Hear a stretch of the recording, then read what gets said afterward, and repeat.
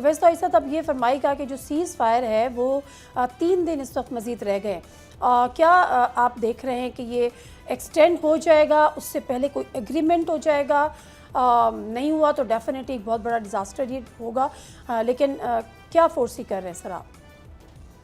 देखिए, दोनों जो ममालिक हैं, वारिंग कंट्रीज हैं, वो काफ़ी एक डिस्टेंस बहुत ज़्यादा कवर किया है और जो 4 बुनियादी मुतालबात हैं उन पे जहाँ तक मेरी नाक़िस मालूमात है उसके मुताबिक उन पे बात हुई है, हो रही है। और एक लेबनान पे जो परमानेंट सीज़ फायर, दूसरा जो अनफ्रीजिंग ऑफ इरानियन एसेट्स जो अक्रॉस द वर्ल्ड जो उनके फ्रोजन अकाउंट्स हैं, तीसरा ये कि लिफ्टिंग ऑफ सैंक्शंस जो इक़्तिसादी पाबंदियां हैं ईरान पे 47 सालों से उसको ख़त्म करना, और जो सबसे बड़ा इशू जो न्यूक्लियर इशू है, और न्यूक्लियर इशू के अंदर भी 3 दफ़ा जो है ईरान ने इस पर रजामंदी इज़हार की हुई है कि वो न्यूक्लियर प्रोग्राम पे बहुत ही फ्लेक्सिबल रहा है। ओबामा के ज़माने के अंदर पूरी डील हुई है उनकी, उसके अंदर 10 साल का था कि जी जो अफजूकी है यूरेनियम की वो 10 साल तक नहीं होगी, और फिर वो एनपीटी जो है उसका सिग्नेटरी है। तो जो इस वक्त डोनाल्ड ट्रंप जो चाह रहे हैं, क्योंकि उन्होंने आते ही अपने पहले टेन्योर में उस न्यूक्लियर डील को ख़त्म कर दिया था, और ये उसकी लानतान करते रहे हैं मुस्तकिल के ओबामा एडमिनिस्ट्रेशन के दौरान इन्होंने hundreds of billions of dollar जो है वो ईरान को दिए और ईरान अपना न्यूक्लियर प्रोग्राम जारी रखे हुए वगैरह वगैरह। और इसके बाद जो है अब ये चाह रहे हैं कि अगर ये डील हो तो ओबामा के अगर 10 साल का टेन्योर था तो ईगो भी इनकी है कि अपनी कॉन्स्टिट्यूंसी के अंदर उसको ये 20 साल का करना चाह रहे हैं, या फिर इनडेफिनिट जिस तरह उन्होंने अपना बयान दाग दिया उसके लिए। वहाँ पे मुझे लगता है कि वो बात रुकी हुई है। और दूसरी जानिब परमानेंट जो सीज फायर है वो चाहता है ईरान ये है कि पूरे रीजन के अंदर जब आप सीज फायर करेंगे तो उसके बाद उनको वो खतरा नहीं होगा कि जो हर 6-7 महीने बाद आप उन पे जंग मुसल्लत कर लेते हैं, या फिर जो इनकी साजिश है कि हिजबुल्लाह से और लेबनान से डीलिंग कर दें और मशरिक़ वस्ता में ऑलरेडी जो एक डिमिनिश्ड मिलिट्री इन्फ्लुएंस है ईरान का उसको मजीद वीक कर दें। वो चाह रहे हैं इजराइल और ज़ाहिर बात है अमेरिका भी। लेकिन इस दौरान अमेरिका ने एक बहुत बड़ा फैसला किया कि 10 दिन की जो है वो सीज फायर अनाउंस की, और अपने स्टेटमेंट के अंदर उन्होंने वर्ड यूज़ किया डोनाल्ड ट्रंप ने कि Israel has been prohibited to bomb Lebanon, despite कि उन्होंने खिलाफ वर्जी की है। लेकिन ये प्रोहिबिट का वर्ड यूज़ करना तो एक बहुत ही सख्त लफ्ज़ है मेरे ख्याल में। मुझे लगता है कि दोनों तरफ से एक डिस्टेंस कवर हुआ है, और वो डिस्टेंस कवर हुआ है पाकिस्तान की सिविल और मिलिट्री लीडरशिप की रिमार्केबल डिप्लोमेसी की वजह से। कैसा कौन सा नादिया आपने देखें कि ये पाकिस्तान के field marshal general Asim Munir साहब 3 रोज ईरान जंग के दौरान इजराइल का खतरा, और उसके दौरान 3 रोज वहां पे रहकर आए हैं, और पॉलिटिकल और जो उनकी मिलिट्री लीडरशिप है उससे मिलकर आए हैं। सॉफ्टन की पूरी मैक्सिमलिस्ट पोजीशन है उसको किया है, और साथ में अमेरिका को भी ये समझाया। तो मैं समझता हूँ कि ये एक बड़ा डिस्टेंस है, और इसके अलावा ईरान के पास भी पाकिस्तान के अलावा कोई और चैनल नहीं है जो अमेरिका के साथ आगे बढ़ के साथ खड़ा हो। बिल्कुल, और मुझे लगता है मुकम्मल तौर पे एतमाद भी करते हो। जी बिल्कुल सही कह रही नादिया।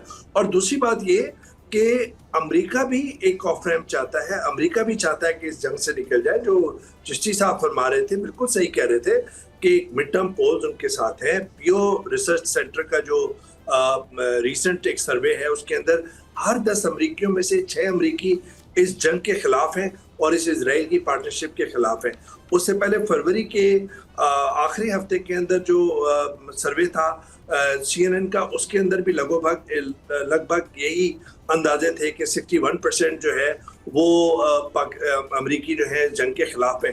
तो खुद इस वक्त जो फंसे हुए हैं डोनाल्ड ट्रंप, और वो चाहते हैं कि जल्द से जल्द पीस डील हो, और वो चाहते हैं कि फिर एक क्लेम दाग दें कि वो नोबेल पीस प्राइज के जो है विनर हो सकते हैं। और पाकिस्तान एक ब्रिज का किरदार अदा कर रहा है। अगर ना दिया ये, फॉर एग्जाम्पल खुदा न खास्ता अगर ये नहीं होती तो पाकिस्तान के ऊपर इस जिम्मेदारी नहीं है, onus of the responsibility of the outcome True. of the talk बिल्कुल, पाकिस्तान ने तो पूरी कोशिश करी। doesn't lie on the shoulders of Pakistan. ठीक है। Pakistan has played its role, और मैं समझता हूँ कि गल्फ रीजन, अरब वर्ल्ड और अमेरिका, पूरा यूरोप और खुद ईरान जो फरीक है इसके अंदर, वो सब पाकिस्तान पे एतमाद कर रहे हैं। और यही वजह है पाकिस्तान एक जामिन के तौर पे इस तरह से कह रहा हूँ कि डिप्लोमेसी के अंदर, जामिन का वर्ड तो मैं सही नहीं है, लेकिन एक डिप्लोमेसी के अंदर एक बाएतमाद मुल्क जो है उसके तौर पे सामने आया है। मुझे लगता है वैसे आगे चलेगी, और ये एग्रेसिव पोस्चरिंग जो है, मुझे लगता है कि कुछ चंद दिन के अंदर ये खत्म हो जाएगी। ठीक है। जौहर सलीम साहब, ज़रा फरमाइएगा, मैं दोबारा यही सवाल करना चाह रही हूँ कि बेसिकली सीज़ फायर का फ्यूचर इस वक्त क्या आप देख रहे हैं? सिर्फ 3 दिन रहते हैं, कोई कॉम्प्रिहेंसिव एग्रीमेंट हो जाएगा इन बिटवीन, या सीज़ फायर एक्सटेंड हो जाएगा? जी देखिए, जिस तरह मैं पहले भी कह चुका हूँ कि ये क्रिटिकल पीरियड है। अब जो कोर्सिव डिप्लोमेसी दोनों साइड से प्रैक्टिस हो रही है, और आई एम ग्लैड कि बाकी भी पैनलिस्ट ने इसी चीज़ से एग्री किया है कि इस वक्त तो बार्गेनिंग पोजीशन अपनी बेहतर करने के लिए ये दोनों साइड से हमें नजर आ रहा है, खसूसन अमेरिकन साइड से, कि वो बहुत ज़्यादा इस किस्म की वो कोर्सिव डिप्लोमेसी कर रहे हैं, कि जिसमें थोड़ा सा खतरा भी है। वो रिस्क क्या है? वो रिस्क ये है कि कहीं मिसकैलकुलेशन ना हो जाए, बिकॉज अभी तो ये कर रहे हैं ना अपनी बार्गेनिंग पोजीशन एनहांस करने के लिए, उन्होंने ब्लॉकेट भी कर दिया, उन्होंने कई अनाउंसमेंट्स भी दे दिए, कुछ थ्रेट्स भी दिए, अब ईरान भी काउंटर थ्रेट्स कर रहा है। तो ये दोनों ठीक है। इसमें एक एलिमेंट ये भी है कि अपनी कॉन्स्टिट्यूएंसीज को भी दोनों जो है ना साथ रख रहे हैं। फिर एक और एलिमेंट इसमें इंपॉर्टेंट ये भी है कि इजराइल को भी साथ रख रहे हैं। देखें, इजराइल इस मुज़ाकरात में शामिल नहीं है, लेकिन इजराइल एक अहम फ्रीक है। जाहिर है अमेरिका और इजराइल तो, बल्कि जंग तो शुरू ही इजराइल ने कराई है, पिछले साल भी जंग उन्होंने सारी की थी, अमेरिका तो आखिर में आया था। ठीक है। तो उसको अगर अमेरिका ने साथ कैरी अलोंग करना है, तो उसमें जरूरी है कि वो इजराइल की भी जो कुछ डिमांड्स हैं उनको भी साथ ही रखे। तो इसलिए ये मैं समझता हूँ कि इस पीरियड में अगर ये जो है ना, अब दोनों साइड जाहिर है अपनी जिस तरह भी ये एक्शन सारी कर रही हैं, उसमें बार्गेनिंग पोजीशन जो उनकी है थोड़ी सी, जिस तरह अमेरिका ने न्यूट्रलाइज किया उनका अपना हरमस वाला जो सारा ब्लॉकेट का था, उसको ब्लॉकेट जो उन्होंने ब्लॉक किया हुआ था, उसको अमेरिका ने एक नेवल ब्लॉकेट लगा के उसको न्यूट्रलाइज किया। उसके बाद ईरान ने काउंटर थ्रेट्स दिए हैं, अब अमेरिका उसके आगे थ्रेट्स दे रहा है, और फिर ये सारी सिचुएशन जो उनकी है, इसमें थोड़ी बहुत ज्यादा रिस्क फिर बढ़ जाता है। उसमें पाकिस्तान की डिप्लोमेसी उतनी ही अहम हो जाती है, बिकॉज वो फिर थोड़ा सा बर्डन पाकिस्तान पे आ जाता है। और फिर देखिए, एक लास्ट एलिमेंट मैं इस पे बात करना चाहता हूँ, दोनों साइड्स पे हार्ड लाइनर्स हैं, तो उनको भी साथ लेके चलना है। उनकी जो भी हुकूमतें हैं, अमेरिका की साइड पे भी देखें, हेक्सर जिस तरह वो काफी ज्यादा हार्ड लाइनर है। फिर ये विटकॉफ वगैरह जो है, वो उनके ऊपर इजरायली और लॉबी का काफी असर है, विटकॉफ और जेरेड कुश्नर वगैरह पे। ईरान की साइड पे बाकी जो है ना, जुल्कदर हैं, रजाई हैं, फिर जो है ना उनकी जो जाहिर है सेंट्रल कमांड है उसकी, IRGC की, उसमें भी हार्डलाइनर्स हैं। तो उन सबको भी साथ लेके चलना है। तो उसमें भी मसला इस वक्त ये आ रहा है कि ये ना हो कि इस सारी ये जो गेम थ्योरी इन प्रैक्टिस हम देख रहे हैं, उसमें कहीं हार्डलाइनर्स जो उनसे हैं वो जाहिर सी बात है, बिल्कुल ऐसी है, बिल्कुल ऐसी है। मैं थोड़ा सा आगे बढ़ती हूँ, और इसमें जो हमारे पास वक्त खालिद चिश्ती साहब, आपसे जानना बेसिकली ये है कि जब पहले जो मुज़ाकरात हुए थे इस्लामाबाद में, तो बात ये हो गई थी, और अब्बास इराक़ची ने भी जाके कहा था वी वर इंच अवे। लेकिन अभी अगर हम देख रहे हैं तो यूरेनियम इनरिचमेंट का मामला हो, स्ट्रेट ऑफ हॉर्मुज़ का मामला हो, या इंटरनेशनल गारंटियर का मामला हो, या यूरेनियम वाला मामला हो, ये तो सब अपनी जगह वहीं के वहीं खड़े हुए हैं। तो कंसेंसस डेवलप हुआ किस पर था, या बैक ऑफ हुई हैं चीज़ें? देखिए नादिर साहबा, मैं भी कंफर्म कर सकता हूँ जितना मुझे एक्सेस हुआ इन इंफॉर्मेशन में, और ये कंफर्म है बात के बहुत करीब थे डील के। इसमें सिर्फ तरीक़ेकार सिर्फ रह गए थे, एग्जीक्यूशन इन प्रिंसिपल एग्रीमेंट हो गया हुआ था, लेकिन लास्ट मिनट कुछ ऐसी शराइत रखी गई, और प्रेसिडेंट ट्रंप के जो क्रिटिक है अमेरिका में भी और ग्लोबली भी, वो ये कह रहे हैं कि प्रेसिडेंट ट्रंप ये नहीं चाहते थे कि JD वैंस ये एग्रीमेंट कर लें। आपने नोट किया होगा कि प्रेसिडेंट ट्रंप ने तो इलेक्शन जीता ही इस पे था कि मैं पीस लविंग एक प्रेसिडेंट होऊंगा, मैं दुनिया को अमेरिका फर्स्ट करूंगा और जगह बंद कराऊंगा। लेकिन थोड़ी देर थ्योरेटिकली देख लें कि अगर JD वैंस कामयाब हो जाते इस तरह के एग्रीमेंट में, तो प्रेसिडेंट ट्रंप जाने जाते मैन ऑफ वॉर, और JD वैंस जाने जाते मैन ऑफ पीस। और अगले इलेक्शन के लिए 2.5 साल अभी प्रेसिडेंट ट्रंप का टेन्योर रहता है, तो ऑलमोस्ट लेस रेलेवेंट हो जाते हैं एज़ कम्पेयर टू, बिकॉज एक सुपर हीरो का दर्जा तो JD वैंस पा जाते नंबर 1।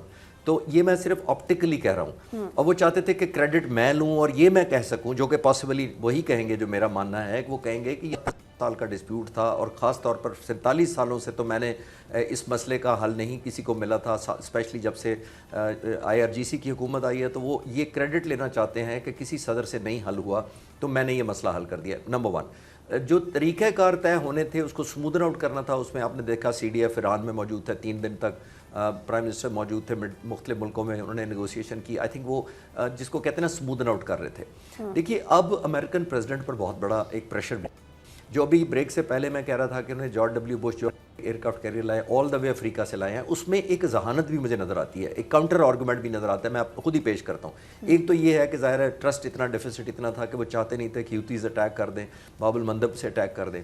लेकिन मुझे लगता है कि एक थर्ड फोर्स भी रोल प्ले कर सकती थी, जिसको हम कहते हैं प्रिजनर्स डिलेमा।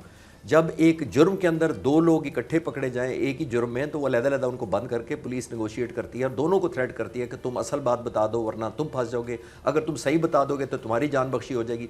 लेकिन इसके अंदर एक इजराइल काउंटर प्ले कर रहा है रोल, जो एक फॉल्स फ्लैग कर सकता था। तो ज़रा विजुलाइज करें कि अगर ये बाबुल मंदब से गुजरता और कोई और थर्ड फोर्स हमला कर देती तो फिर ईरान नाम आ जाता, ह्यूतीज़ का नाम आ जाता और अमेरिकन प्रेसिडेंट पर एक बहुत बड़ा प्रेशर बिल्ड हो जाता कि अब आप सीज फायर नहीं करते। सब्सक्राइब करें और बेल दबाएं ताकि कोई खबर रह न जाए।